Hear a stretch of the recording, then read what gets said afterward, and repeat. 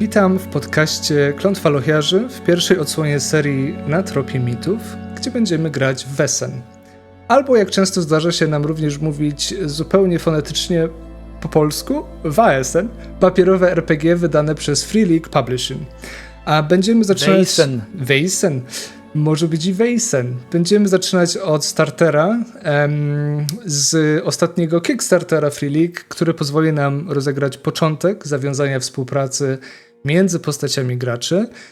Ja nazywam się Piotr i będę dzisiaj waszym mistrzem gry, tudzież klątw, w towarzystwie moich drogich lochiarzy Łukasza, Pauli i Roberta. Jak z tym misiem, który nie chce łapki podać w wierszyku i moi lochiarze nie chcą się ze mną nigdy entuzjastycznie przywitać. Ale jak to mówią, do 3 razy sztuka, więc powiedzcie cześć lochiarze. Cześć lochiarze. Nikt nie chce ci w słowo wchodzić, tak pięknie nas zapowiadasz. O. No właśnie, ja myślałem, że będzie entuzjastyczne. Powiedzcie hej. Tak. Powiedzcie hej! Heroes. Hej!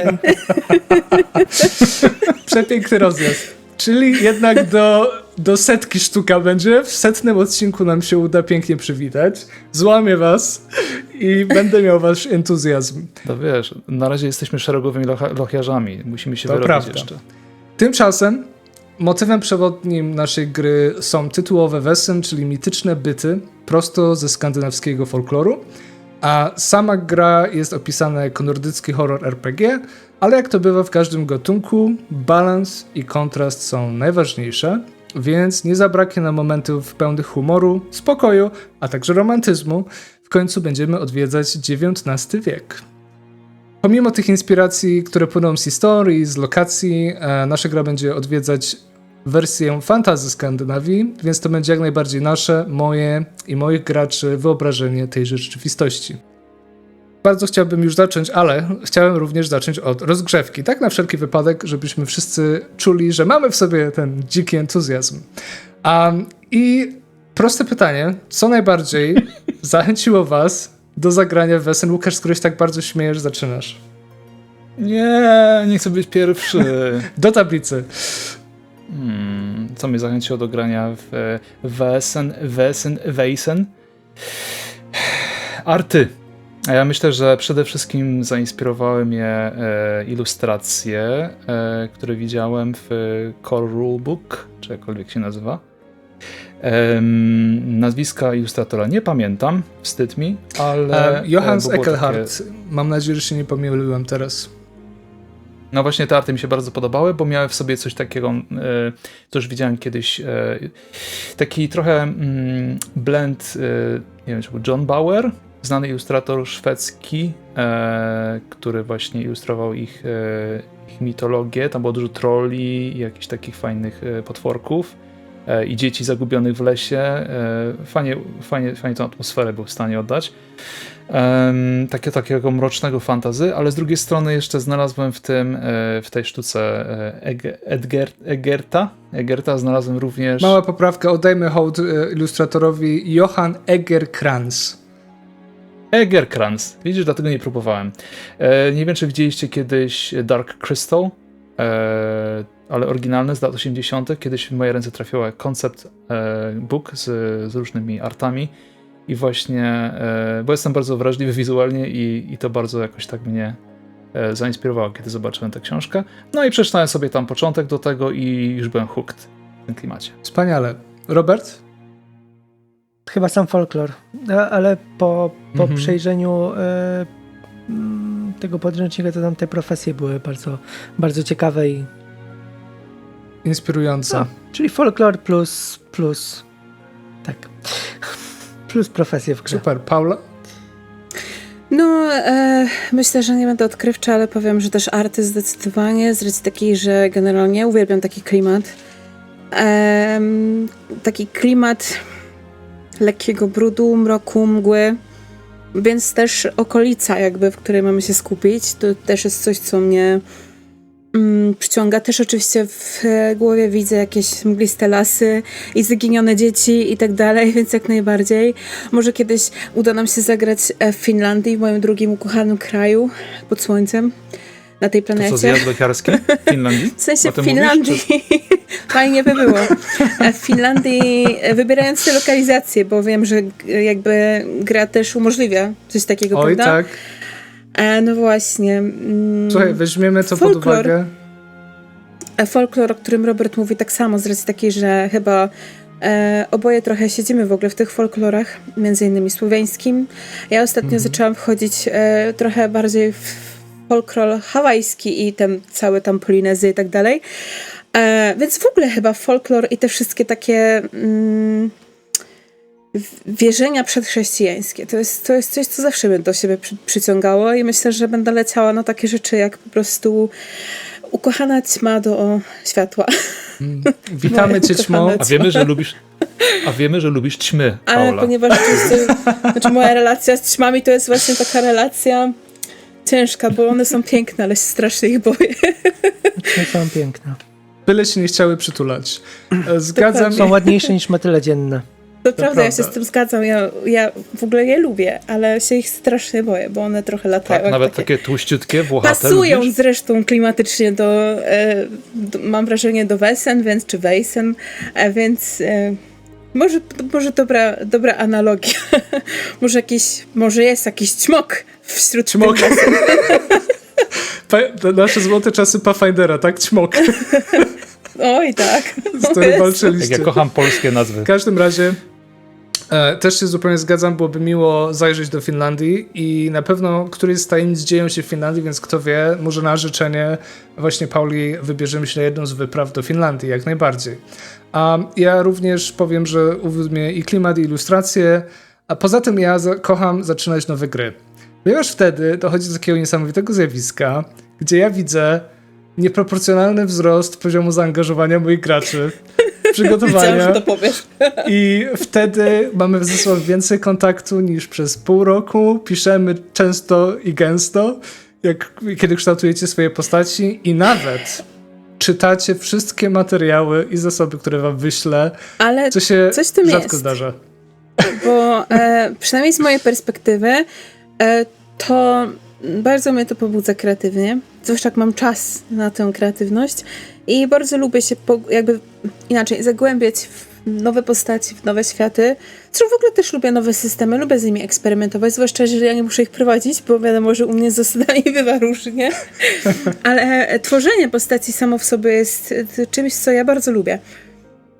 I nawet nie sądziłam, kiedy zaczynałam swoją przygodę z RPG, że tak polubię tworzenie tych postaci i że w ogóle będę w stanie wykrzesać z siebie tak wiele. I tutaj takie małe memento w stronę mojej ukochanej Fandory, której historia chyba nigdy nie powstała. Chyba nigdy nie powstała, ale Chyba nie, ale ona mimo jest wszystko gdzieś tam w eterze. w eterze może kiedyś Ale zostanie pozostałe spisana. postaci już coś tam były spisane, nie? Więc nawet... Coś? Ile stron miała Eris? 600? Nie, tylko 130. Ale Wciąż też nieskończona. bardzo ważna rzecz Cały jest czas taka, czekamy na audiobook. że ciągle czekamy na audiobook, możliwość przeczytania, ale no cóż, zobaczymy, kiedyś może do tego dojdzie. Ale jest to bardzo, bardzo takie właśnie rozwijające na pewno. I lubię to Bardzo. strasznie. No, ja również myślę, że to jest jeden z ciekawszych momentów zaczynania gry i żeby zaraz zacząć i już nie przedłużać, to jeszcze tylko dodam, że w takim razie może kiedyś zagramy w system, który nazywa się Traveler, czyli podróżnik, bo tam system tworzenia postaci jest bardzo długi i złożony, albo Pendragon, właśnie rycerze króla Artura. Tam jest bardzo dużo tabeli do rzucania na eventy z życia, wydarzenia, więc można spędzić cały dzień tworząc postać. W Traveler Ty lubisz tabelki. można zginąć i można zrobić na przykład kolejną postać, która jakoś wpływa na tą poprzednią, która zginęła w trakcie tworzenia. Czyli nawet nie masz szansy nim zagrać. W trakcie tworzenia można zginąć? Tak, można zginąć. Ale wracając do naszego Wesen, jeszcze tylko w skrócie dla naszych słuchaczy, którzy mogą nie znać zupełnie z tego systemu RPG. W Wesen w trakcie tworzenia postaci określane zostają 3 interesujące aspekty. Motywacja postaci, czyli dlaczego będą gotowi ryzykować swoje życie w ich przygodach z Wesen. Traumy, czyli tragedia, która doprowadziła do przebudzenia wzroku, który jest darem, który pozwala widzieć Wesen, nawet kiedy te starają się ukryć. jak również określenie mrocznego sekretu. I ten mroczny sekret gnębi nasze postaci do dnia dzisiejszego, a interakcja z nim oferuje graczom zdobycie punktu doświadczenia na koniec sesji najprawdopodobniej. Ale do tego dopiero dojdziemy, także wystarczy tego dobrego gaduchowania i sesję czas zacząć.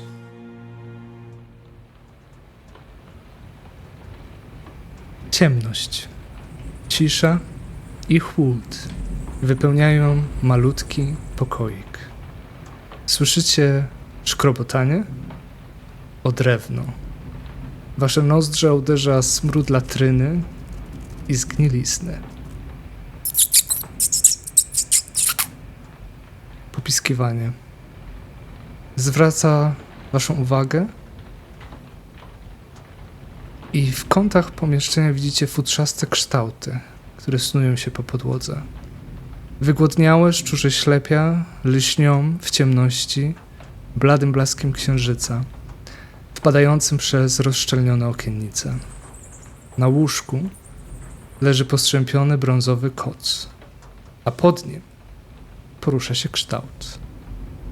Jego masa rozrasta się i maleje, jak skulona postać miotająca się z boku na bok. Gorączkowe, senne mamrotanie wypełnia pomieszczenie. Ich, ling, liga, ana, in.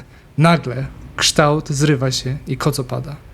Przed wami siedzi osoba całkowicie rozbudzona, o przerażonym spojrzeniu. Przekrzywia głowę i patrzy wam prosto w oczy, jakbyście siedzieli zaledwie kilka centymetrów od niej, u boku jej łóżka. Cienkie, siwe włosy okalają jej wyżłabioną zmarszczkami twarz, jak gałązki więdnącej wierzby. Kobieta chwyta was za kark i z siłą giganta przyciąga bliżej swoją kościstą dłonią do swojej twarzy. Uderza was smród kilkudniowego brudu i potu. Jej zaciśnięte, żółte zęby błyskają trupio w łunie księżyca, kiedy szepcze: przyjdźcie jutro do próżuja i piekarza. Przyjdźcie, jeśli cenicie sobie życie. Kobieta odpycha was od siebie. Zaczynacie spadać na podłogę i budzicie się, zachwystując się powietrzem, zlani potem, na podłodze swoich mieszkań.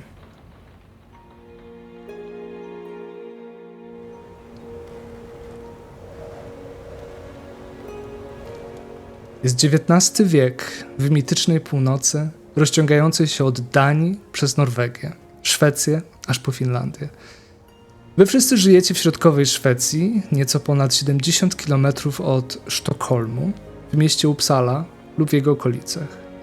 Jesienne liście opadają z drzew, ścieląc ulice czerwienią i brązem, a zimny wiatr dmie ponad dachami budynków. Niegdyś wasze ścieżki skrzyżowały się przelotnie, czy to przypadkiem, czy zrządzeniem losu, i teraz znowu zbiegają się w jedno przeznaczenie. W ciągu ostatnich kilku lat wszyscy zyskaliście wzrok, zdolność widzenia stworzeń, których inni nie mogą zobaczyć. Wesen z folkloru i baśni. Niektóre przyjazne, inne wrogie, a nawet złe. Może do dziś jesteście nadal zdezorientowani, przestraszeni lub kwestionujecie trzeźwość swojego umysłu. Czy naprawdę nie ma nikogo innego poza wami samymi, którzy widzą ślepia w ciemności i widmowe cienie, albo słyszą szepty na wietrze? Nie pomaga fakt, że zaczęły prześladować was powtarzające się koszmary. Ciemne, ciasne pomieszczenia, z których wyłania się coraz więcej detali, aż w końcu ostatniej nocy wszyscy dzieliliście ten sam sen. Sen, który nie chciał wyblec o poranku. Jak przystało na oniryczne zmory, co pchnęło was do sprawdzenia nazwy burżuj i piekarz. I rzeczywiście, w Uppsali istnieje gospoda o takiej nazwie i nie cieszy się dobrą sławą. To dom dla zagubionych i straceńców, z prostą restauracją na parterze i pokojami do wynajęcia na piętrze.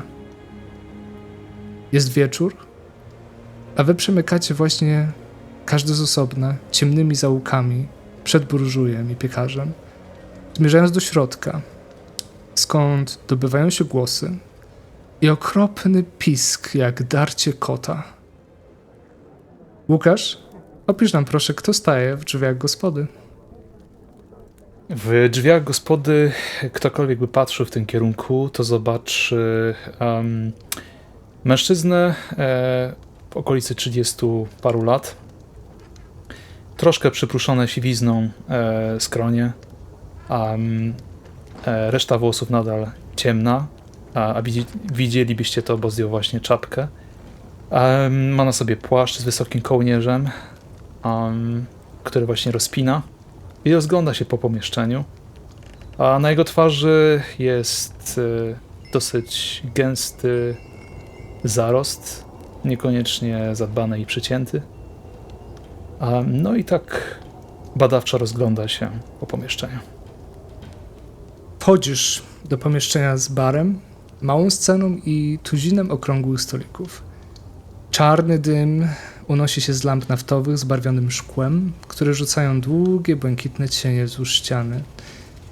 A pomieszczenie pachnie wilgocią i zgniłą cebulą.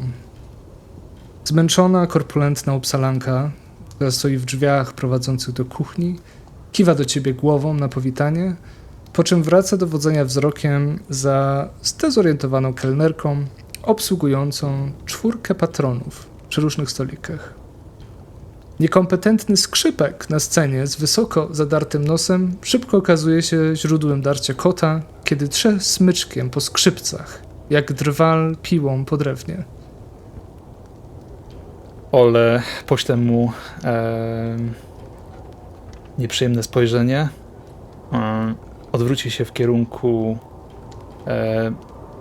barmanki. Czy kobiet, która obsługuje właśnie w tym momencie Możesz zwrócić bar. się do kelnerki, możesz zwrócić się Albo do do gospodyni, kelnerki. jak sądzisz, tudzież kucharki. Mhm. Jaka jest pora dnia? Teraz jest dzień? Czy zbliżamy się pod wieczór? Wieczór. Wieczór. Dobry wieczór. Czy... dobry wieczór! Dobry wieczór. A tak to tam za karę stoi i gra? Nie. Dodaję elementów kulturowych do naszego przybytku. Zazwyczaj gra lepiej po cienkuszu. Hej! Oto! Napij się z kufla lepiej. Odpocznij na chwilę. Daj naszym uszom Nie wiem, odpocząć. Nie wiem, czy to daje. Ja chciałem zapytać, czy znalazłby się tutaj nocleg dla jednej osoby? Nocleg. A, tak Nic przyglądać specjalnego. się. Wystarczy mi jakiś koc i ważne, żeby nie było zimno. Przyglądać się z góry na dół. Szacuję twoje ubrania, twoją dostatność. Koc powiadasz, drogi panie, tylko się przyda. Niech I będzie. ciepła strawa? Britta! Woła do tej dziewczyny, która krąży wokół stolików. Pokaż panu stolik, żeby usiadł, a później trzeba przygotować pokój. Żurku pan zje? Bez mięsa? No, mogę wyłowić.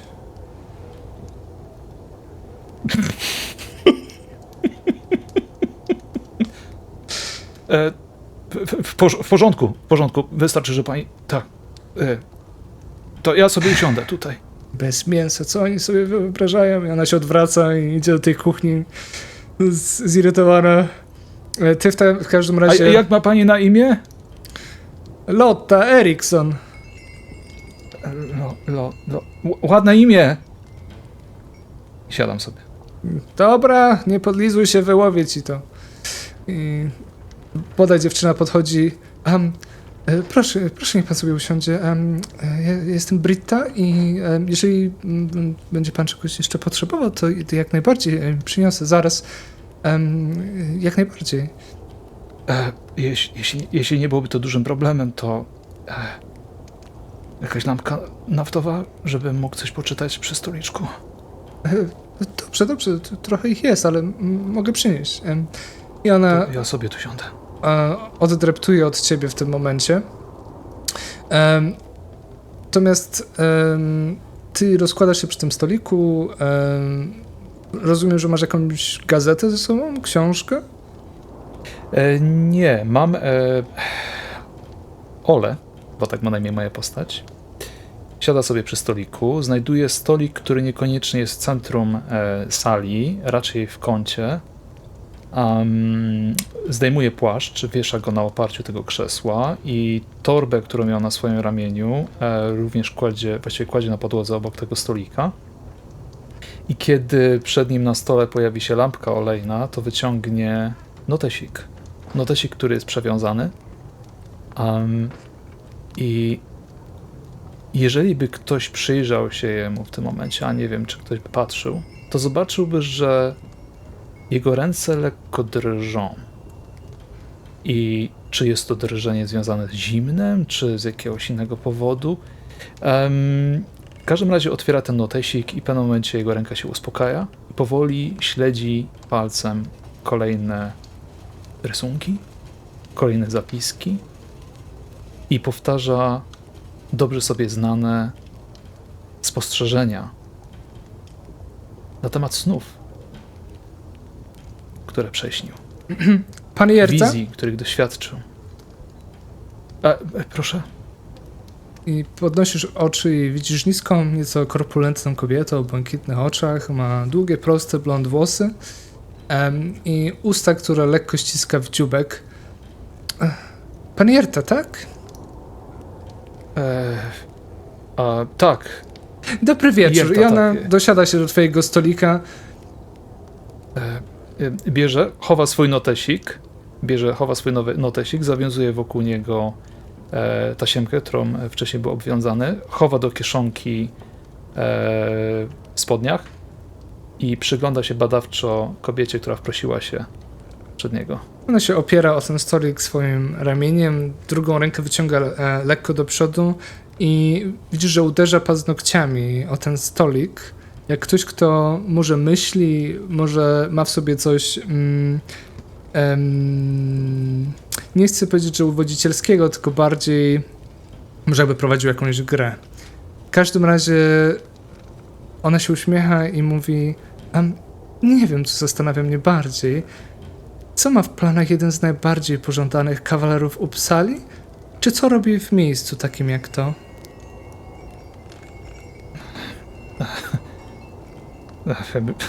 Ja myślę, że troszkę pani przesadza. Czy pożądany i czy najbardziej znany, bez przesady. Oj, sława Puszczyka na pewno obiła się po całej naszej Szwecji, czyż nie? A poza Ale tym był gotowy rolować oczami, ale się powstrzymał. zauważyłam, że sława z czasów wojny dobrze się chyba teraz spłaca z pańskim biznesem, czyż nie?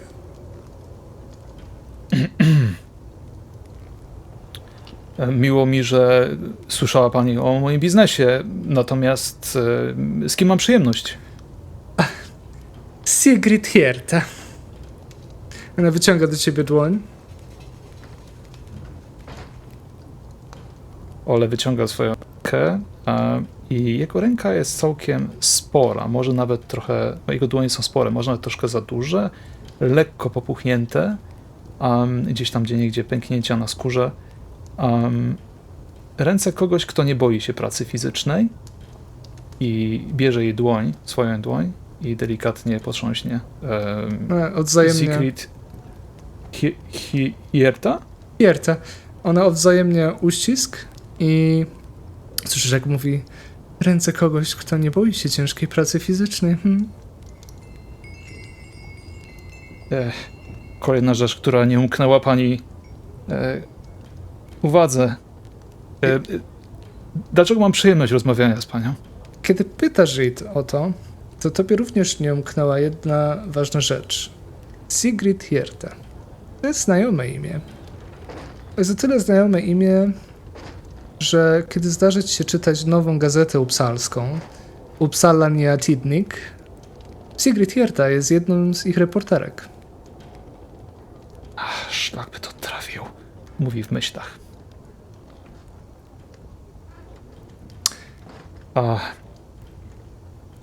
Ja prostuję się, trochę spina się, Ja myślę, że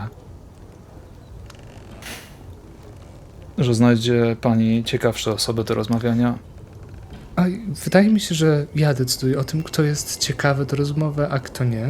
I obecnie w tym miejscu jest pan najciekawszym obiektem do rozmyśleń. Jeśli pani pozwoli, to ja też decyduję, z kim rozmawiam. I Ole powoli zaczyna wstawać od tego stolika. Ach, ale niech tak będzie. I ona wstaje. Nie będę zabierała panu stolika, pani Jerta. Może byłby pan tak miły i odpowiedział na jedno palące mnie pytanie. Czy nie pora Okej, się Ole już siada z powrotem. Czy nie pora się już z kimś ustatkować? Nie ma jakichś planów w tych tematach?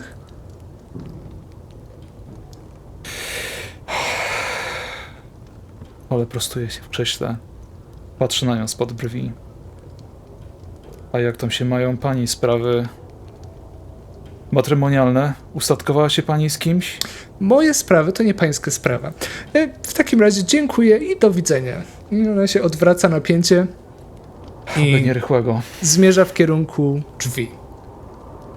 Tymczasem przy innym stoliku słychać szloch i pociąganie na nosie, które słyszałeś od czasu, jak tutaj wkroczyłeś, ale jak to Szwed z naszej wyobraźni, niekoniecznie chcesz nachodzić czyjąś przestrzeń prywatną, co jednak nie tyczyło się tego osobnika, rosłego, barczystego mężczyzny, który podpiera się o blat na łokciu i kurczowo trzyma się kufla z mocnym piwem. I może nadal w swojej wymianie zdań z dziennikarką nie zwracasz na to wielkiej uwagi. Natomiast ktoś inny w tym pomieszczeniu nie ma wyboru, jak zwrócić uwagę od czasu, kiedy tenże mężczyzna się do nich dosiadł. Tenże mężczyzna mówi: o, Menotti, o, mówię ci, chłopcze, piękniejszego parowca o ten świat nie uświadczył. Mój Menotti. I proszę, opisz nam, Robercie, do kogo zwraca się ten mężczyzna? Więc przy stoliku siedzi Rune. Mężczyzna po 20, bez zarostu, o bladej cerze. Ma szaro-niebieskie oczy, dość podkrążone. I przez to, że jego włosy są w nieładzie, może sprawiać wrażenie, jakby nie dosypiał. Jest szczupły, ale w miarę dobrze ubrany. Ma na sobie białą koszulę z czarnym krawatem. Na koszulę narzuconą ma bordową kamizelkę i czarny surdut. Zostałeś wystawiony na towarzystwo tego mężczyzny, który przedstawił ci się wcześniej jako kapitan Fritjof Sabel, który siedzi naprzeciwko ciebie, pociąga ze swojego kufla, wykłada go z powrotem na stół. Jak on pięknie świszczał, kłęby dymu chodzące z jego płuc sunął po wodzie jak łamoć. O, mój Menotti! I może nawet nie odezwałeś się do niego jeszcze ani słowem, ale zdecydowanie jesteś traktowany jako ramię, na którym można się wypłakać. Jednakże słyszałeś całą wymianę zdań przy pobliskim stoliku pomiędzy Olle Jerta i Sigrid Jerta. I podejrzewam, że mogłeś rozpoznać głos. Mogłeś również rozpoznać imię bez problemu. Co byś chciał zrobić z tym faktem? Rune jest trochę rozerwany między tym, żeby nie okazać niegrzeczności względem mężczyzny opowiadającym mu o łabędziu. Z drugiej strony zerka w stronę Olle i póki co poprzestaje na tym, bo nie wie, co dokładnie powinien w tej sytuacji, w jakiej teraz się znalazł, zrobić, a nie ma tyle śmiałości w sobie, żeby podejść do starego znajomego. Olle, ty oczywiście przyciąga to twoją uwagę, bo rozpoznajesz nazwę Menotti, to jest jeden z parowców, który często kursował tutaj na wewnętrznych wodach w Szwecji i również w okolicy nabrzeża. I słyszysz jeszcze tylko, jak ten mężczyzna mówi, może to ostatecznie przyciąga twoją uwagę w stronę tego stolika, gdzie zobaczysz oczywiście dwójkę tych mężczyzn, może jednego z nich rozpoznasz zaraz. Natomiast nasz kapitan mówi jeszcze: oj, kto by pomyślał? Burza tak straszliwa, tak bardzo w głąb lądu. Co to za licho musiało być, co to za pech? Już nigdy więcej na moim Menottim nie pokonam wód i fal. Jestem pewien, że lament tego mężczyzny przykuł uwagę Ole, który był poirytowany krótką wymianą z Sigrid, więc rozejrzy się jeszcze raz po całej sali i wbije swoje spojrzenie właśnie w źródło tego lamentu. A pierwsze widzę jego, przerzucam swój wzrok na jego towarzysza przy stoliku. Widzę, że towarzysz jest niechętny, chyba, chociaż niekoniecznie to zdradza swoim zachowaniem.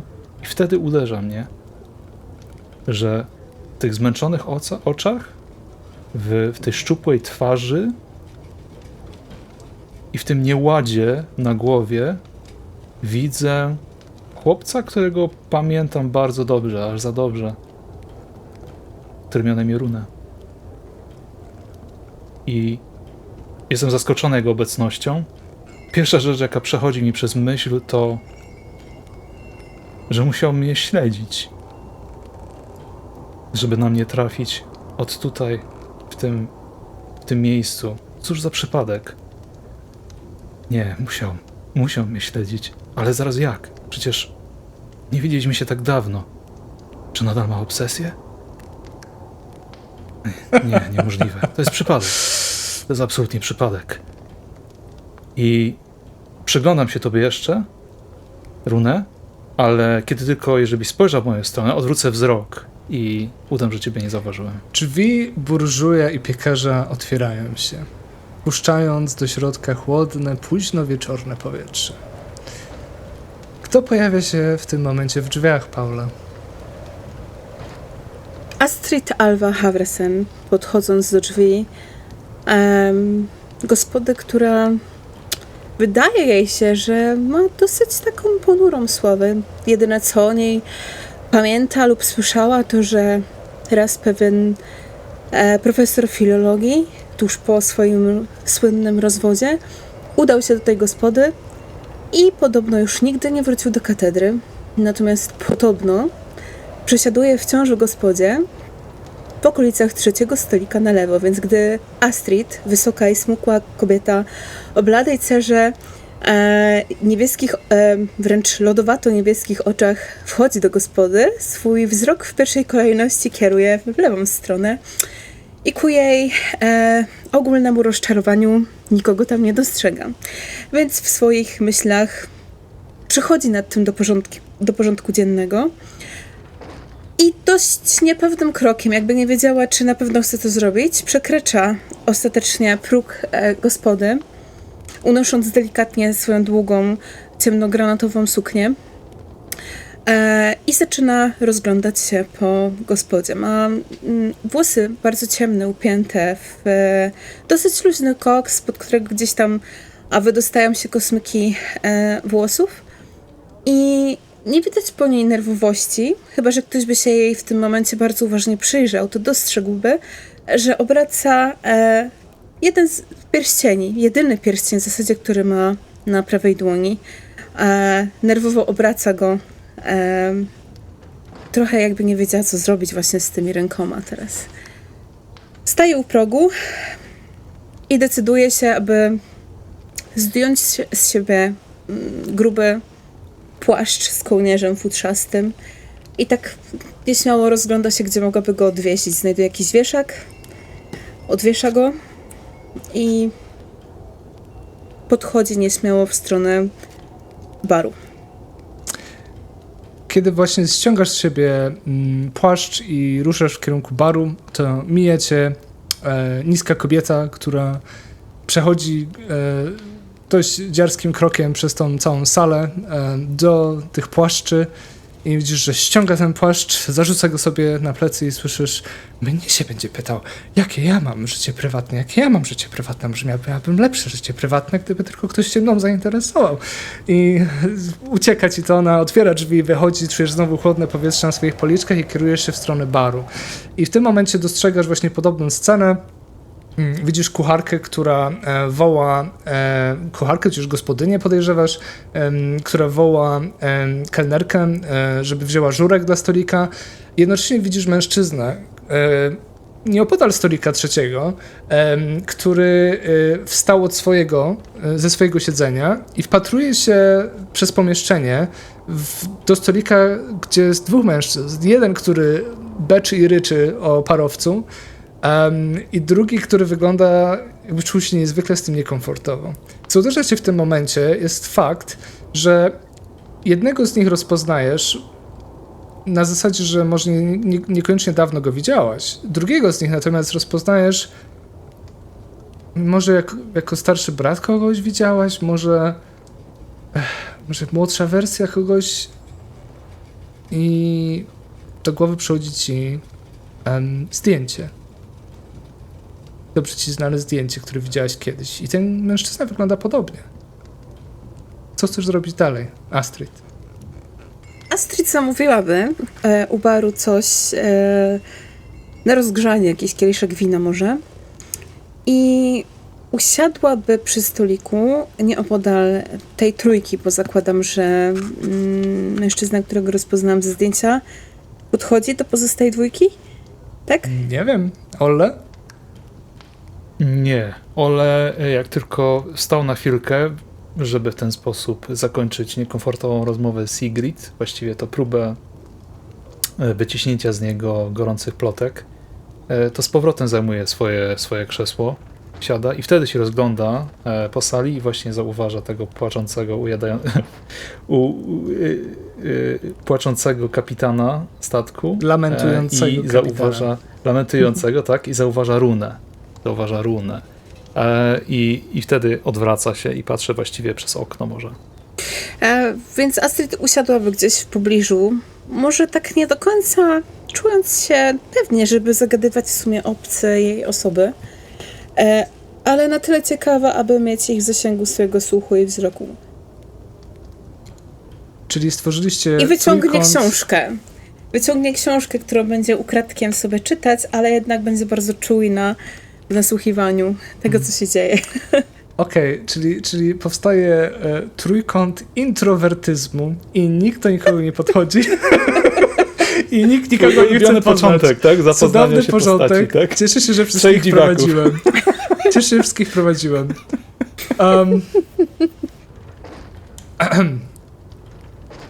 Kiedy przysiadasz sobie przy swoim stoliku, a pozostali z was mogą zaobserwować tą młodą kobietę, arystokratkę, na to wygląda z wyglądu, która ucieka myślami w swoją książkę. I widzicie również, że z jednego ze stolików wstaje inna kobieta, która również dość uważnie przyglądała się swojej sytuacji i przechodzi przez pomieszczenie, wołając: przepraszam, pani Astrid Alva Haversen? Astrid odrywa się od swojej lektury Ja odwracam wzrok też. i powoli przynosi spojrzenie na tę kobietę. O, przepraszam, pani profesor Haversen. I widzisz wysoką, szczupłą kobietę z mocnym makijażem i awangardową suknią, która wygląda, jakby przybyła gdzieś z Francji, może z Hiszpanii, która podchodzi do twojego stolika z uśmiechem, który wpełza na jej twarz. Czy ja dobrze wyczuwam patronkę i koneserkę sztuki w tym towarzystwie? Przepraszam, z kim mam przyjemność? A rzeczywiście, ja bardzo przepraszam. Suzannie mówiłam, kiedy rozpoznałam twoją twarz. Wydaje mi się, że Widziałam panią profesor na sympozjum, na wykładach. Ja nazywam się Harriet Leonhaka. Ja niestety nie mam zbyt wiele wspólnego ze światem nauki i uniwersytetów i studiów. Natomiast moim życiem jest sztuka. I tak właśnie pomyślałam, kiedy panią tutaj zobaczyłam, że splotły się nasze losy razem. Cóż, rzeczywiście niekoniecznie ma pani dużo do czynienia ze światem nauki, gdyż nie tytułowałabym mnie profesorem. Wystarczy Astrid. O, ależ oczywiście, pani Astrid. Prowadzę skromne badania, oczywiście, ale daleko mi do tytułu profesora. Cóż, skromność jest cenną cechą. Jak również widzę, No nie skromność, to są fakty. Nie chciałabym, aby ktoś z moich kolegów, jak starszych, takich w moim wieku, kiedykolwiek oskarżył mnie o przypisywanie sobie tytułów, którym się nie należą jeszcze. jak najbardziej. Ale ja wyczuwam pomyślną jasną gwiazdę w twojej przyszłości, pani Astrid, i muszę przyznać, że szyk i styl i smak ubioru, który pani sobą prezentuje, ja będę absolutnie transparentna w tym momencie. Szukam sponsorów. Szukam sponsorów dla nowo otwartego teatru. Sensacja, lwie legowisko. Absolutnie wszystko. Od żywych aktorów po kukiełki, a nawet cienie. Ten ostatni trend prosto z Paryża, ale zapewniam, że nasza jakość jest znacznie większa niż to, co próbuje promować gospoda Chowaniec za Uppsalą. To nie jest sztuka, to jest chałtura. My natomiast, z odpowiednim mecenasem i patronatem możemy zdziałać cuda. Ole w międzyczasie przemieszcza się za plecami tej kobiety, gdzieś szukając toalety, a jednocześnie usłyszał twoje nazwisko, usłyszał twoje imię, Astrid, i będzie chciał się pokazać. Niekoniecznie gotów zagadać, ale będzie chciał się pokazać i będzie wystarczająco powoli przechodził, żebyś mogła się mu przyjrzeć. Więc w momencie, w którym pani Harriet, tak? Harriet? Bardzo entuzjastycznie opowiada o swoim teatrze Sensacja. Lekko poirytowana zakłóceniem jej spokoju, Astrid unosi wzrok właśnie na osobę, która pojawia się w zasięgu jej wzroku, i jest to, zdaje się, Ole. Więc Astrid, chcąc też w pewnym sensie dać jemu o sobie znać, bo przypuszcza, że jej brat opowiadał o niej. Nawet nie przypuszcza, wie po prostu to, że opowiadał o niej, jak jest jego ukochaną siostrą, jedyną siostrą, i jego przyjaciele ze studiów z pewnością by o niej wiedzieli. Więc Astrid nieznacznie skinie w jego stronę głową, dając do zrozumienia, że go rozpoznała. Ole zatrzyma się i troszkę teatralnie rozpozna twoją twarz. A, Astrid. Siostra Einara. Zgadza się, pan Ole. Tak, nazywam się Ole. Tak Miło myślałam, mi. widziałam pana tylko na zdjęciu dawno temu, ale i totalnie zignorowałam tę kobietę, która tam się produkowała z tym teatrem. Ja przepraszam, że ja państwu przeszkadzam. W każdym razie będę w kontakcie, szanowna pani Harriet. Astrid. Bardzo bym proponowała, myślę, że w kwestii sponsorowania tak. Oczywiście zacnych przybytków, A jak więcej do najbardziej. powiedzenia mogą mieć pan i pani Haversen, których oczywiście można znaleźć w rezydencji. W rezydencji. Myślę, że będą otwarci na propozycje. Rozumiem. To jest jakieś zaproszenie? Proszę czuć się... Proszę powołać się na mnie, jeżeli zajrzałaby pani do rezydencji Haversenów. Aż dziękuję. Oczywiście, pani Astrid. spróbuję znaleźć czas i wspomnieć rodzicom o pani zacnym pomyśle. Myślę, że rzeczywiście Ja ma to czułam, szansę na powodzenie. Wiedziałam, że nasze dusze się spotkają. Tak. Oczywiście zawsze jestem chętna do tego, żeby wspierać To przeznaczenie. wszelkie zacne inicjatywy. Natomiast Ja oczywiście bardzo, nie jestem. ja bardzo przepraszam. Jestem dziedziczką. Szanownym paniom, ja Fortuny, bardzo ale jeszcze- przepraszam. Ale ja przepraszam pana, kim pan jest? Ja bardzo przepraszam, Ole i Erta. Ja bardzo przepraszam, ja się spieszę na pociąg. Ja chciałem tylko powiedzieć tej pani coś na do widzenia. Że tak Dobrze, się dobrze, tutaj- ja już prawie skończyłam. Dziękuję pani Astrid, ja będę w kontakcie. I ona się odwraca na pięcie. I widzisz, że idzie, taka trochę zmieszana. I masz takie dziwne wrażenie na jej temat. Widzisz, tak przyspieszonym krokiem idzie, kieruje się do wyjścia. Tak. Troszkę tak odrobinę tym wzrokiem za nią podążę, ale skupię się bardziej na Ole oczywiście. To Runa, tak przysłuchując się i słysząc słowo teatr, tak sobie pod nosem mruknął, no i okazja przyszła obok nosa. Astrid odpowie tylko, cóż, dziękuję za ratunek.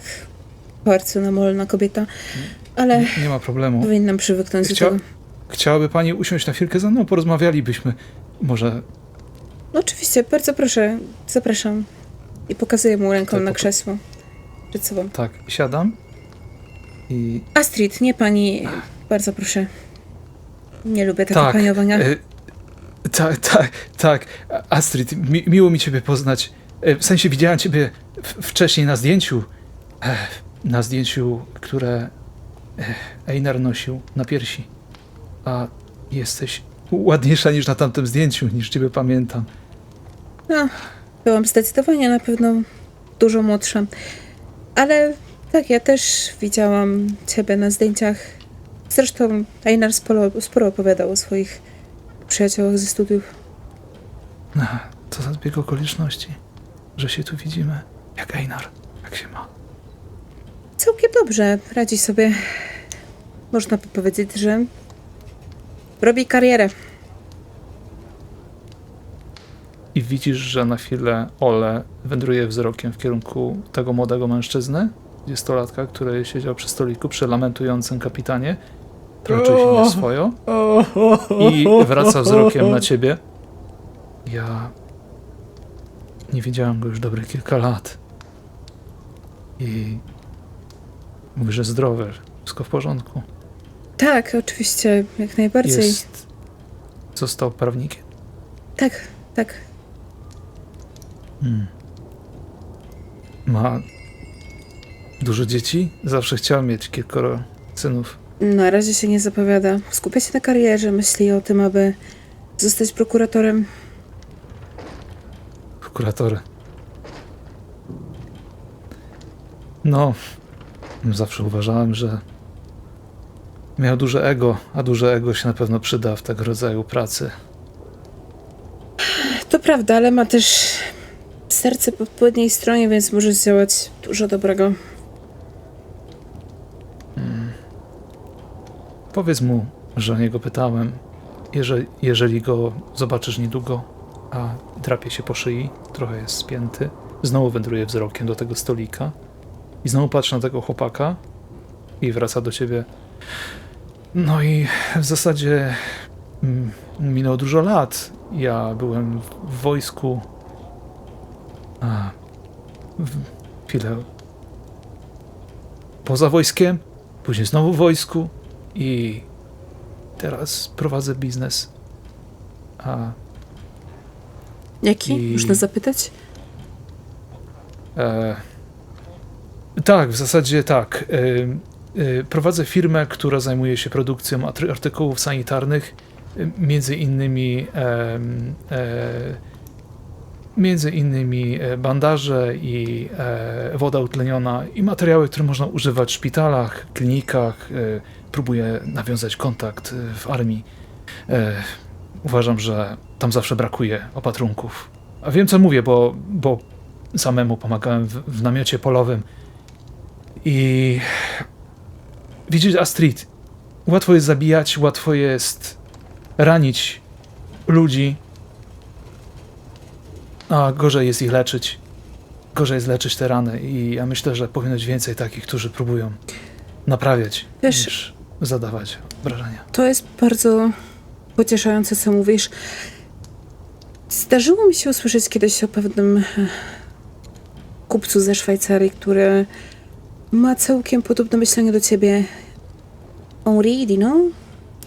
Może, albo jakoś podobnie. W każdym razie podobne działania do twoich prowadzi i stara się pomagać tym, którzy są ofiarami wojen.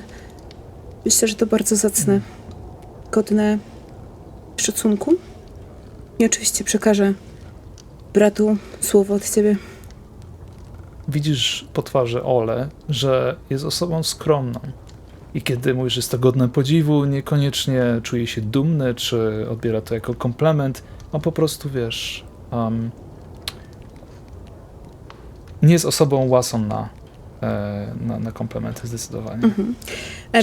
Cierpkie raczej lico, surowe i W międzyczasie, kiedy Ole tak wodzi wzrokiem między jednym stolikiem a drugim, to Astrid zacznie podążać swoim spojrzeniem w tamtą stronę też, w Znowu kierunku Runę. spojrzał na tamten stolik, znowu spojrzał na tego młodziana. I tak sobie pomyśli, że Młodzian. przecież widziała go też już tyle razy. Jakim cudem wpadli na siebie w takim miejscu jak to? To są właśnie myśli Astrid. Myśli o tym samym i zdaje sobie sprawę z tego, że im częściej będzie patrzył na tego chłopaka, to tym większe szanse, że jednak ich spojrzenia się spotkają, ale nie jest w stanie nie patrzeć na niego. Przepraszam, nie chcę przeszkadzać. Tu jest winko dla pani. I zostaje ci bardzo. wręczone winko w szklance. Jak również ta młoda kelnerka się odwraca. Czy pan by chciał, żebym przeniosła ten żurek tutaj do tego stolika?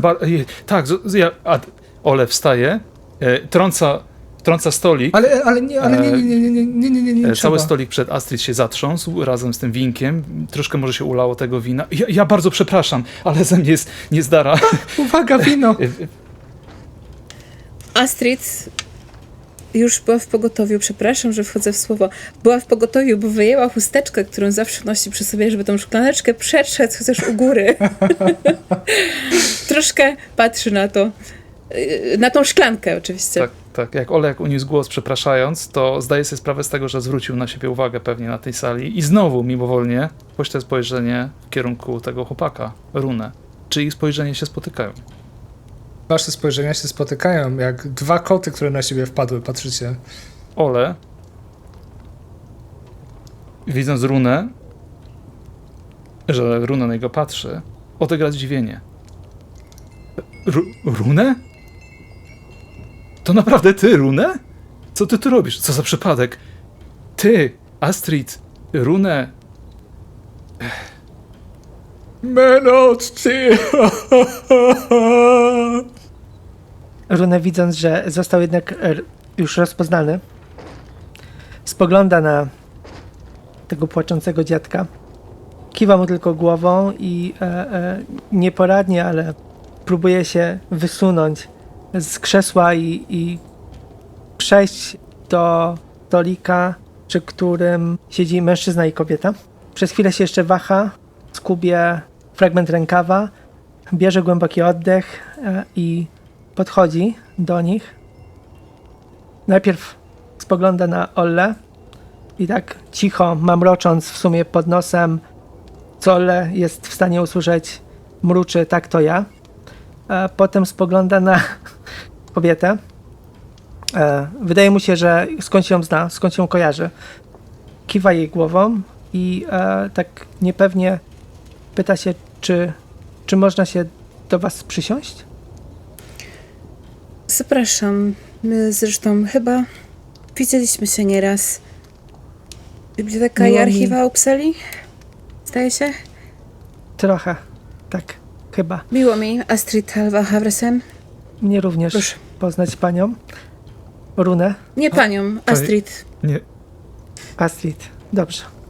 niesamowite, to my się wszyscy znamy tutaj. Świat jest naprawdę mały. Nie wiem, czy znamy, ale No, to tak. Czy Ole zauważył, że runę stracił na wadze? Czy runę wygląda podobnie fizycznie jak dawniej? Runę? Znaczy, Rune jest trochę starszy, więc może tak się wydawać. Czyli w zasadzie widzi w tobie Że wychód. praktycznie tego... Mhm. Zeszczuplałeś runę. Nie wiem. Może. Siądź proszę. Proszę. Rune siadając spogląda na Astrid i tak mimochodem przechodzi mu myśl, ja bym nie zostawiał tam swojego płaszcza. Mówi to na głos? Takie miejsca, Przeszło mi to przez myśl. można się szybko pozbyć swoich rzeczy. Może to jest słuszna uwaga, więc Astrid wstanie i pochwyci ten swój płaszcz i przeniesie go na krzesełko. No ale nie chciałam obrazić tutejszych gospodarzy. W takich miejscach to chyba przywykli. No cóż, mam nadzieję, że nie będzie to ujmą dla nich. Wino całkiem niezłe, chociaż ze szklanki.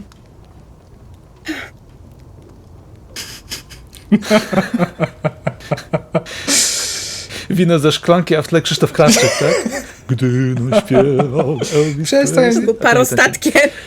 Nie będę mógł tego opublikować. Ja już się nasłuchałem o łabędziach. Dziękuję bardzo. Parostatek pasowałby tu lepiej właśnie. Burze i takie tam. Siadacie wszyscy razem, wymieniacie się tymi krótkimi poglądami na temat wina i może jakieś uśmiechy, spojrzenia ukradkowe, mniej bardziej otwarte, kiedy słyszycie dźwięk kroków na schodach, które prowadzą na piętro. Drewno lekko pojękuje i wyłania się w sali starsza kobieta, którą w momencie każdy z was rozpoznaje z waszego snu. Ona odnajduje was wzrokiem niemalże bezwiednie, jakby się spodziewała, że będziecie siedzieć przy tym stoliku. Zaczyna lekko kuleć w waszą stronę. Jest niewysoka, ma chustą przewiązane włosy, troszkę jak często się zdarza kobietom na wsi nosić włosy schowane pod chustą. Chusta widzicie, że jest stara, sprana, ubrana jest w bardzo proste ubrania, żeby nie powiedzieć trochę łachmany. Niektóre z nich są przybrudzone, potargane. Jej spojrzenie jest nieco mętne. Jej skóra jest tak samo pokryta bruzdami, jak widzieliście wcześniej. I kiedy jest już bliżej, to uśmiecha się. Ciężko się uśmiecha, tak jakby dawno nie miała ku temu żadnych powodów. Witam was, czwartkowe dzieci.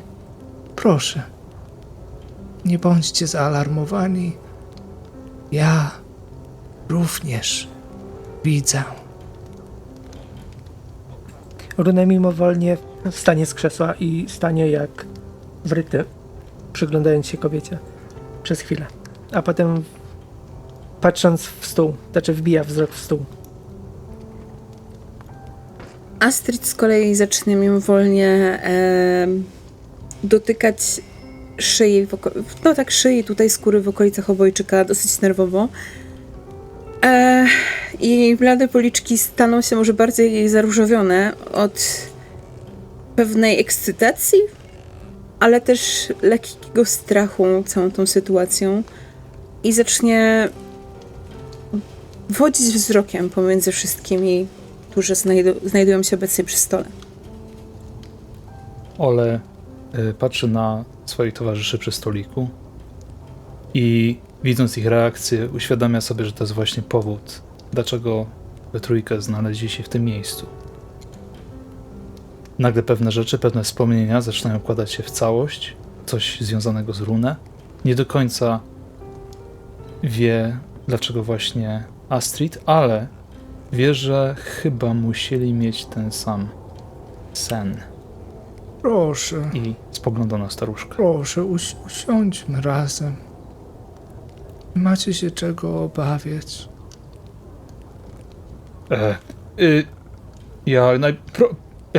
Ole wstaje i bierze krzesło, przeciąga tak, szurając głośno po podłodze, niezbyt zgrabnie. Runę przesuniesz się troszkę. Tutaj, bardzo proszę, niech pani sobie usiądzie. Dziękuję, młodziku, Może coś- dziękuję. Herbatki? Może później. Chciałam z wami porozmawiać i czas nas nagli.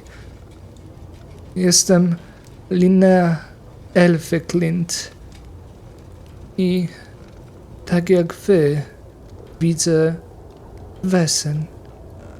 Istoty, których inni nie widzą. Nawet wtedy, kiedy one próbują się przed nami ukryć. Wiecie, o czym mówię, prawda? Ole spogląda na runę w tym momencie. Jego twarz robi się łagodniejsza i potakuje w jego stronę. Trochę na zasadzie taka gestykulacja. No, cóż można na to poradzić? Tak chciał los. Życie szczędzi okropności tego świata większości ludzi, ale nie mnie, ani tobie, ani wam. Obejmuję was wszystkich wzrokiem. Jest mi bardzo przykro, ale jesteście w niebezpieczeństwie. Ludzie tacy jak my giną. Teraz ostatnio. Kiedyś istniało towarzystwo. Cała grupa nas ze wzrokiem. Ale teraz nie ma już nic. Tylko ja. Ja i wy.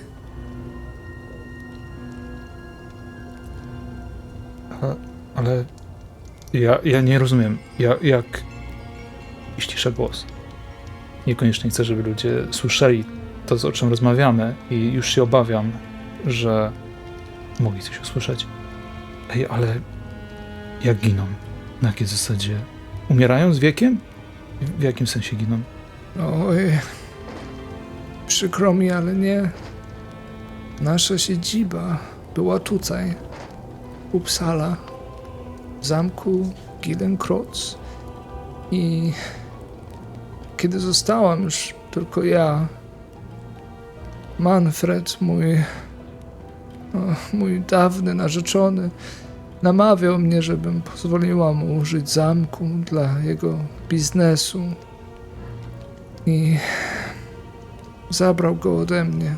Rozstaliśmy się w konflikcie. I zanim zdołaliśmy go rozwiązać, znalazłam go martwego w zamku. Wtedy... Tak, bardzo przykro. Dziękuję. Wtedy coś strasznego pojawiło się przede mną, tam nad jego ciałem i uciekłam. Uciekłam i nigdy tam nie wróciłam. Problem w tym, że inne osoby się tam udały. Miałam sny. W ciągu ostatnich miesięcy kilka czwartkowych dzieci udało się właśnie tam, na zamek. I słuch o nich zaginął.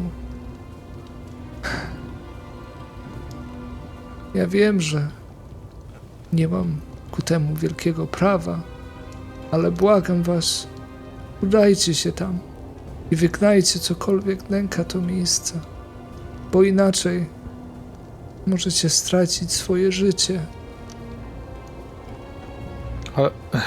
Ale zaraz. Ola rozgląda się po wszystkich, po swoich towarzyszach. Z tego, co pani mówi, to wszyscy z nas, czwartkowe dzieci,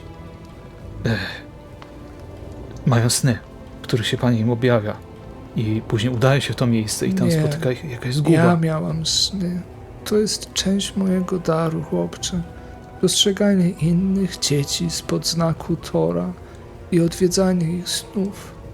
W ten sposób w dawnych czasach znajdowałam ludzi, którzy mogli dołączyć do towarzystwa w nasze szeregi. Ja nie wiem, co sprowadza te biedne dusze do zamku.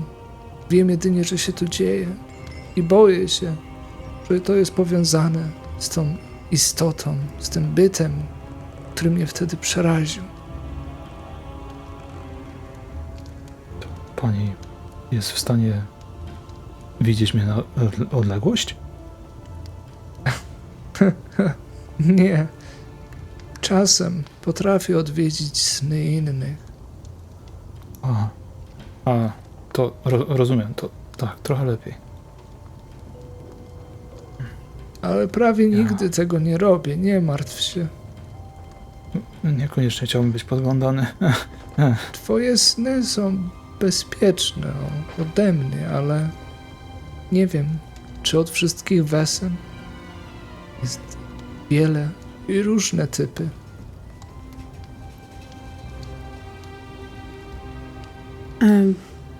A czy pozostali, tacy jak my, ci, którzy udali się na zamek, z jakiego powodu oni to zrobili? Co ich pchnęło do tego? Nie jestem pewna. Wydaje mi się, że ta siła, która tam mieszka, ona ich w jakiś sposób przyciąga, wabi. Nie znałam tych innych osób. Moje sny przyszły zbyt późno, a jednocześnie was postanowiłam znaleźć, zanim przydarzy wam się coś złego. Sugeruje pani, i Astrid mówi to z notatek, które nagle zaczęła robić na brzegu książki, którą wcześniej czytała. I mówi pani, że prędzej czy później to my sami udalibyśmy się do zamku, ciągnięci jakąś siłą nadprzyrodzoną. Obawiam się, że tak. Czy jest jakiś sposób na to, aby się temu przeciwstawić teraz, skoro o tym wiemy? Tak, na pewno jest jakiś sposób. I pomogę wam na tyle, na ile potrafię.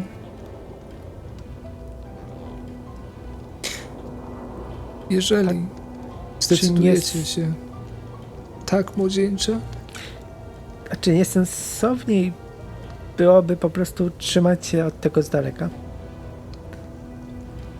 od tego nie możesz trzymać się z daleka. Wyjechać? Możesz próbować. Wesen są wszędzie.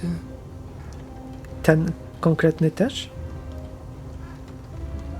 Ten konkretny niekoniecznie, ale osoby, które widziałam w moich snach, przybyły spoza Uppsali.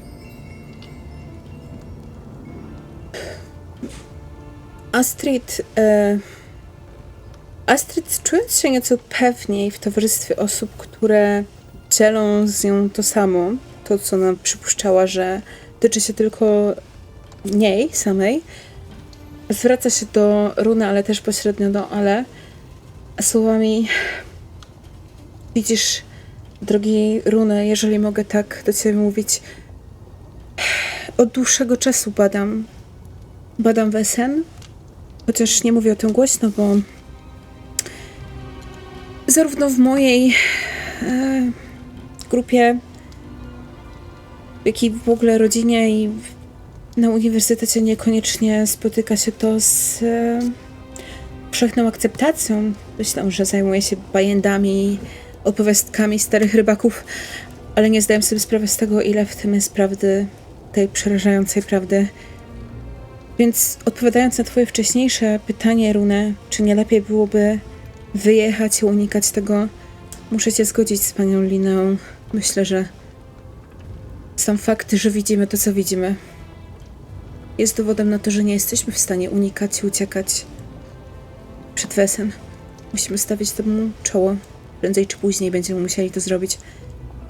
Ale jakoś z tym żyjemy. Ale teraz, kiedy o tym wiemy, mamy więcej szans, tak myślę. Żyjemy, tak, jeszcze. I mówiąc to, Astrid znowu zacznie dotykać się w pobliżu tego obojczyka i ucieknie na chwilę wzrokiem. Jeszcze żyjemy. Ole Tak. podąża wzrokiem za jej ręką. Czy jest w stanie dojrzeć coś?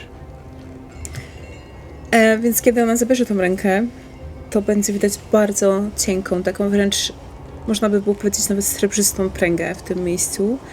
I jakby coś owinęło się wokół jej szyi i ciągnie się to właśnie od obojczyka przez W szyję. porę ucieknie wzrokiem, żebyś nie zauważyła, że on zauważył. Przerzuci swoje spojrzenie na runę. Runę, ja myślę, że kto jak kto, ale ty powinieneś wiedzieć, że od tego nie da się uciec. To coś zawsze nas znajdzie, a ja teraz wiem. Zaczynam rozumieć, co ty mogłeś czuć. Ole czuje się winny. Uświadomił sobie, że to był sen tej starszej kobiety, której wszystkich ściągnął w to miejsce. I chce zacząć myśleć inaczej o chłopaku. I patrzy na ciebie teraz. Na słowa Olle Runy się ukradkowo uśmiechnie. Dosłownie kącikiem ust. Ciekawe przypadki nam się zdarzyły. Nie sądzicie? Tak. A mnie życie nauczyło, że nie ma przypadków. Kilka lat temu bym w to nie uwierzył zupełnie. Bo pani uniwersytecka. Nauki dużo. No właśnie, pani uniwersytecka, pani najbardziej oczytana z nas wszystkich powinna być sceptyczna jak najbardziej bez tego. Tylko, że pani uniwersytecka właśnie tym siedzi od dłuższego czasu, zagłębia się, prowadząc skrycie swoje badania. Oficjalnie badam folklor i etnologię, ale to jest tylko przykrywka do moich badań. Nie ma potrzeby, żeby być sceptycznym. Jeżeli pani jest uczoną, to na pewno poczuje się pani raźniej, kiedy się dowie, że w XVIII wieku właśnie jednym z osób ze wzrokiem, które do nas dołączyły, był sam Karl Linne. I on był tutaj liderem zakonu, tutaj, w Uppsala. I to on stworzył nazwę towarzystwo, a właściwie towarzystwo do badań nad niewidzialnymi i ochrony rodzaju ludzkości. Ja zawsze to podejrzewałam, wiedziałam, byłam prawie pewna. I Astrid w tym momencie zamknie książkę, którą czytała, i to będą dzienniki Karla Linneusza. Przeczuwałam to od dawna. I ona uśmiecha się, widząc te książki, może gdzieś tam rozpoznaje, może jest coś, jakaś informacja na tej książce, jego imię się gdzieś pojawia. I ona sięga pod te swoje łachmany i wyciąga z niej zawiniątko i pudełeczko i kładzie je na stoliku przed wami i mówi: to jest klucz do zamku i stara mapa, która powinna wam pomóc w rozeznaniu się. Uważajcie, może nie być dokładna. Od tego czasu upłynęło nieco chwil i pewne miejsca mogą być podupadłe.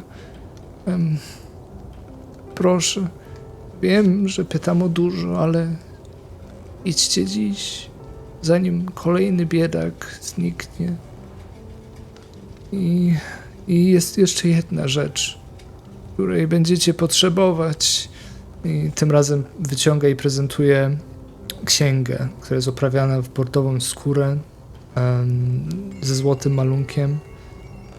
I przesuwa ją w stronę twoją, Astrid, tak dość szybko mimo tego, że nikt za bardzo nie patrzy na was, bo pan kapitan przysnął, pochrapuje i kelnerka zbiera i sprząta ze stolików, kucharki nie widać, gospodyni, wy jesteście sami. Ona przesuwa tą książkę w twoją stronę i mówi: to jest kodeks okultum z Dnia Świetności Towarzystwa, który zabrałam ze sobą i który przechowuję i ukrywam. Niech wam służy. W środku znajdziecie informacje zebrane przez nas o Wesen, o tym, jak z nimi postępować, co zrobić, kiedy trzeba się bronić. I jest tam również kilka notatek od Karla, ode mnie. Mam nadzieję, że pomogą wam w tych zmaganiach. Myślę, że na pewno nam pomogą. I Astrid sięga po tę księgę. Myślę, że wcześniej też sięgłaby po tą mapę i przeglądałaby ją dyskretnie, acz z ciekawością uczonego. To się może przydać. Ole przysiądzie się troszkę bliżej ciebie i też będzie czasami kartkował Przesunie w stronę tę księgę i Olego. Albo pokaże mu co ciekawsze rzeczy. Runę tylko wyciąga szyję. nie, Ole widząc to, Runę, chodź. Usiądź tutaj, proszę, obok mnie. Siądziemy po przeciwnej stronie staruszki, żebyśmy w trójkę siedzieli. Ja będę może miał księgę przed sobą, a po lewej i po prawej stronie będziemy wspólnie przyglądali tę księgę. To Runę się przysuwa, ale tak, żeby też nie być zbyt blisko. Widzicie ryciny różnych wesen, takie, o których słyszeliście, o których nie słyszeliście. Widzicie trolle, duchy, leśne żony, syreny, giganty. Teraz Ole zatrzymuje się i bija wzrok tej istoty. Również na samym początku kodeksu widzicie wypisane credo. Linnea wyciąga lekko dłoń, żeby pokazać, jakby zastukać palcami w grzbiet tej książki i mówi: nie jestem żadną kapłanką ani praktykantką żadnej konkretnej wiary poza chrześcijaństwem, ale w towarzystwie było wiele wyznań i członkowie przed ekspedycjami bardzo często recytowali to credo do Artemidy. Pamiętam, jak stali w świetle świec i w dymie kadzideł w okręgu, przykładając palec wskazujący i środkowy lewej dłoni do piersi. Nie wiem, czy jest tam wiele mocy i ochrony i pomyślności, ale kiedyś tak czyniono. Ole przegląda te ilustracje, mamrocze opis i znowu dostrzega kolejną istotę, którą kiedyś spotkał. Mało tego, dostrzega istotę, które kojarzy, że słyszał o ich istnieniu od Runę. I kiedy zatrzymuje się przy jednej z tych istot, spogląda na Runę i porozumiewawczo pokazuje, że tak, to wszystko ma sens. Na mapie, która została wam wręczona, jest przekrój wszystkich pięter, piwnicy tudzież lochu, żeby powiedzieć poziom podziemny, jak również dostrzegacie w prawym dolnym rogu symbol, który Linnea tłumaczy, że jest symbolem towarzystwa, więc mamy Oroborosa, tudzież Linmask, czyli wężosmoka, który połyka swój własny ogon wewnątrz triquetry, trójkątnego węzła utworzonego przez albo 3 zazębiające się owale, albo 3 zakrzywione pętle, które tworzą trójkątny kształt z zaokrąglonymi krawędziami. I myślę, że Astrid jest na tyle oczytana w tych tematach, że wie, że po prostu Triquetra to jest taki symbol ochronny i jego ideą też jest to, że cokolwiek zrobisz osobie chronionej przez ten symbol, to wróci do ciebie po 3-kroć. Trochę jak idea karmy. I ma to znaczenie i w dobrych, i w złych rzeczach. Także wszystkie te rzeczy zostały wam zaprezentowane. Co chcielibyście zrobić albo zapytać Linnei jeszcze? Jeżeli cokolwiek. Astrid tylko w swojej gonitwie myśli, łącząc pewne ze sobą rzeczy. W momencie, w którym Ole i Rune przeglądaliby kodeks Okultum, uniosłaby wzrok z nad tej księgi i spojrzałaby na Linneę takim badawczym spojrzeniem, oceniając jej wiek, jej imię i zapytam dosyć naiwnie, czy pani ma jakieś związki? Jest pani może krewną Karla Linneusza? Czy to tylko zbieg imion? Zbieg imion. Byłam już o to niejednokrotnie pytana. Chciałabym, żeby były tam związki, ale żadnych nie ma. Rozumiem. No, A to Karl Linnen był twoim krewnym, Astrid? moim? Absolutnie nie. Aczkolwiek A. głównie jego dzienniki i notatki są źródłem mojej wiedzy i tego, czego poszukuję. Ole się czerwieni, ponieważ wyszła jego niewiedza, nieuczytanie. Karl bardzo dużo zrobił dla towarzystwa i zmienił kierunek, w którym podąża.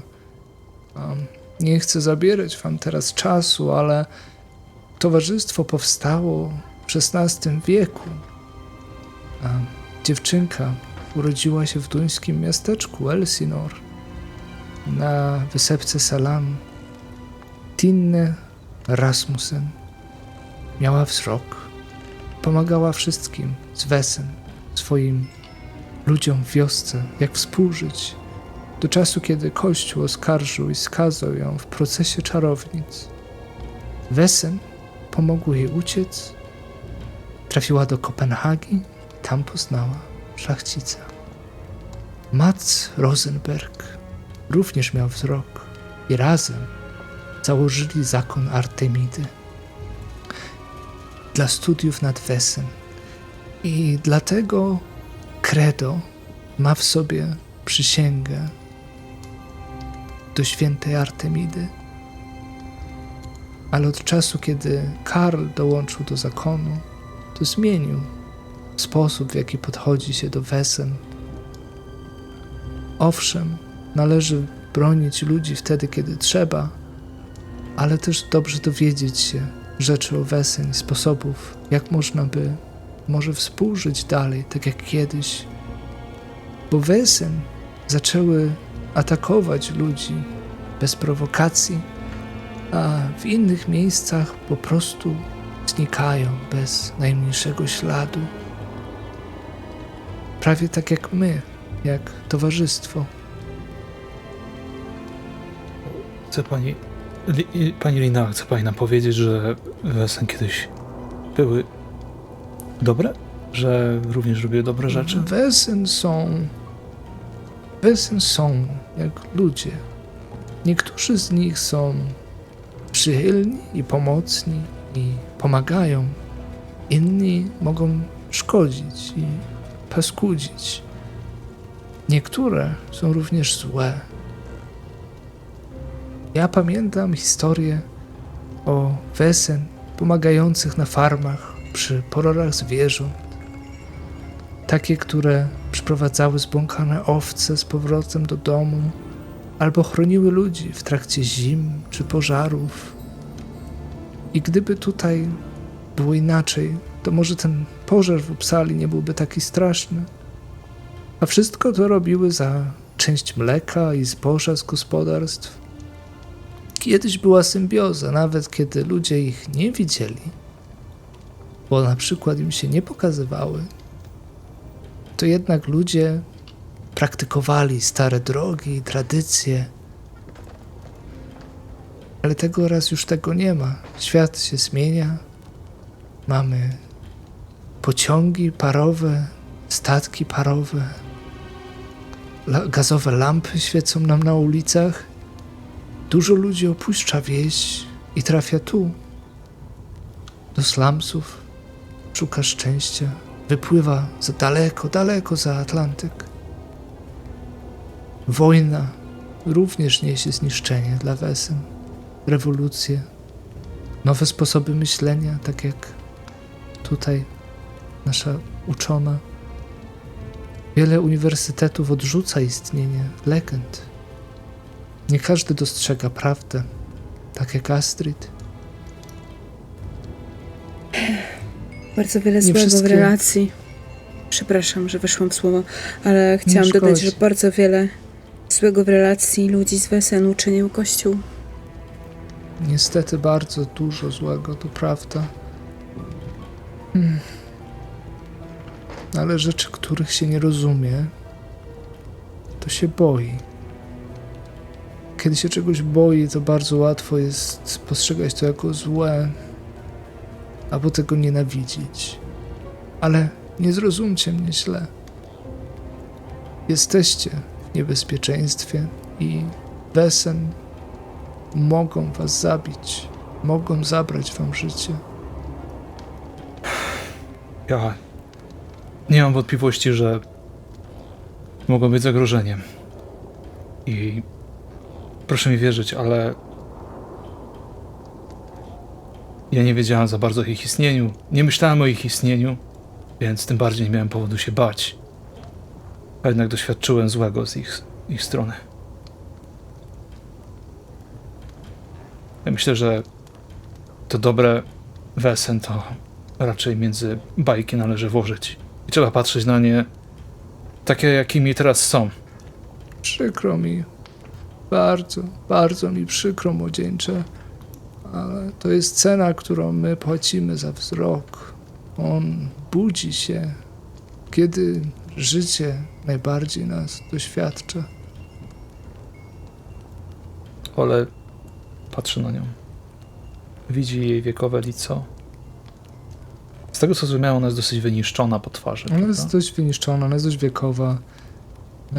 Aha. I widzisz Patrzy. wymęczenie. Jest też sporo takiego właśnie znużenia, zmęczenia, trochę strachu w jej oczach i czasami się rozgląda na prawo i lewo, jakby szukała czegoś albo bała się, że coś się tam pojawi. Patrzy na nią, patrzy na jej oczy, patrzy na zmęczone, podkrążone oczy Runę. Zna jego historię. Patrzy na Astrid, która ciągle drapie się gdzieś tam po szyi i widać też, że ją coś gnębi. I myśli o tym, czego samemu doświadczał. Ja nie jestem w stanie nazwać tego darem, Pani Linnea. To nie jest dar, to jest przekleństwo.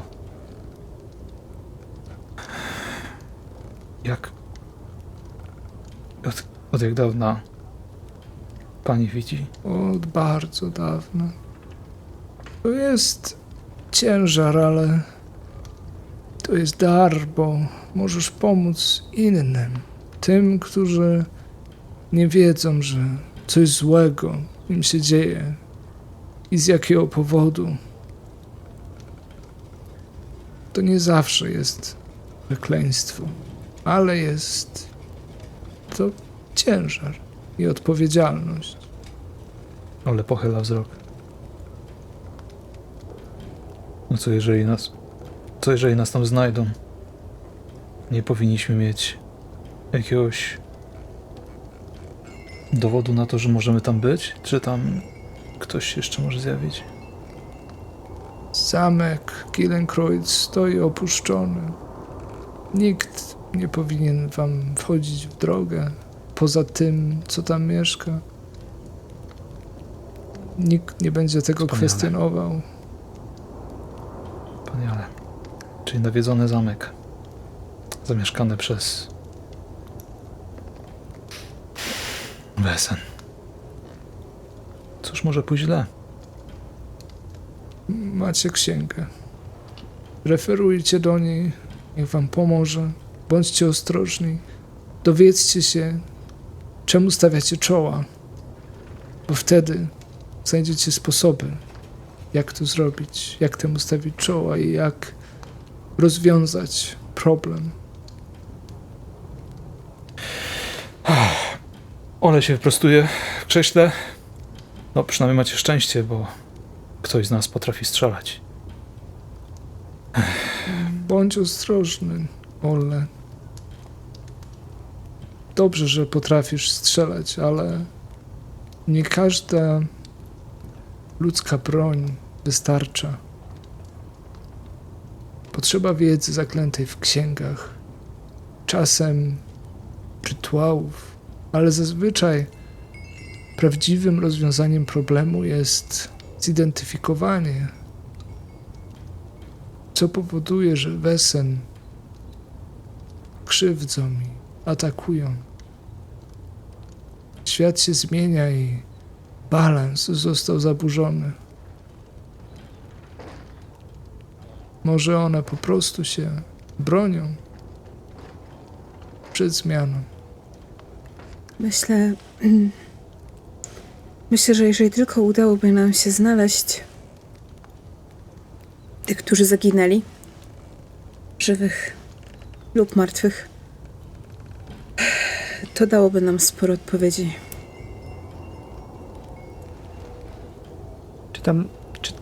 Czy tam na pewno będą leżały odpowiedzi? Myślę, że mogę spróbować znaleźć pewnego rodzaju odpowiedzi. Nawet od tych, którzy nie potrafią już mówić i stanąć w swojej własnej obronie. Aczkolwiek oczywiście w pierwszej kolejności powinniśmy się tam udać, żebym zyskała tę pewność.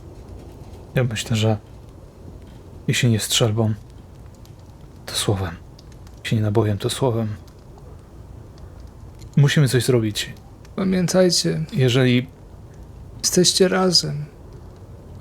To jest największa siła towarzystwa. Współpraca. Poleganie na sobie. Problem w tym, że to poleganie na sobie nie zawsze w bajkach pomagało. Ingrid opowiadała mi bardzo wiele bajek i chyba żadna nie kończyła się dobrze. Bajki to przestrogi młodzieńcze. Czasem rzeczy nie kończą się dobrze. Czasem najlepsze intencje nie wystarczają. Ale ufam, że jesteście dzielni. I że jesteście oddani. Jeżeli nie sobie nawzajem, to przynajmniej sobie samym i tym, co was trapi. Jestem pewna, że są odpowiedzi, których żądacie, jak każdy, kto kiedykolwiek obudził wzrok. Nie jesteś w stanie zamknąć tych oczu, odciąć tego wzroku. Astrid na te słowa o tym, że być może będziemy w stanie pomóc również samym sobie, przysunie nieco bliżej do siebie księgę, ten kodeks okultum i zacznie wertować strony, wiedząc, że mignęło jej to Wesen, które ją najbardziej interesuje.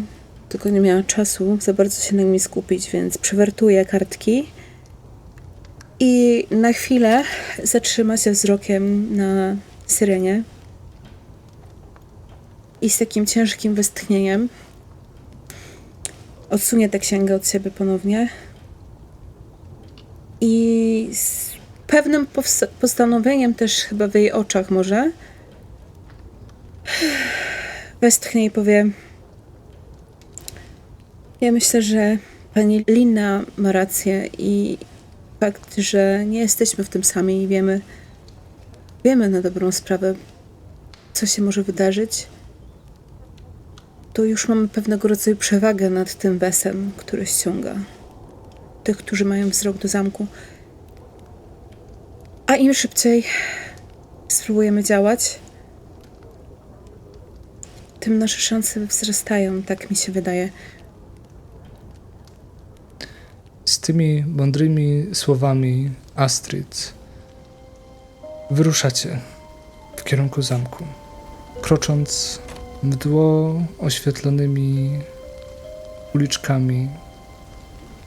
Na bruku odbija się światło rzucane przez gazowe lampy. Uppsala śpi i niewiele świateł pali się w oknach budynków.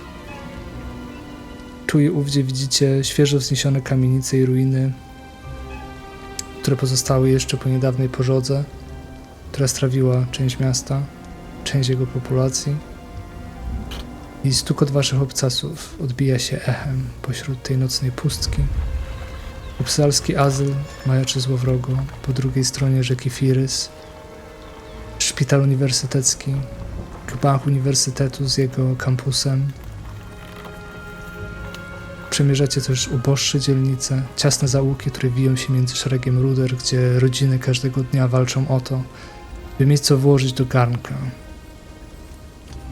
Tutaj w biedzie wielki głód nękający wsie, jak również smród zgnilizny i ryb pozostawiony przez cholerę przetacza się przez populację i jest niezwykle dotkliwy. Niedługo później mijacie strzelistą gotycką katedrę i możecie odetchnąć z ulgą, pełną piersią, bo powietrze jest świeże z nad rzeki. Ale czy na pewno możecie odetchnąć z ulgą? Jesteście już prawie na miejscu.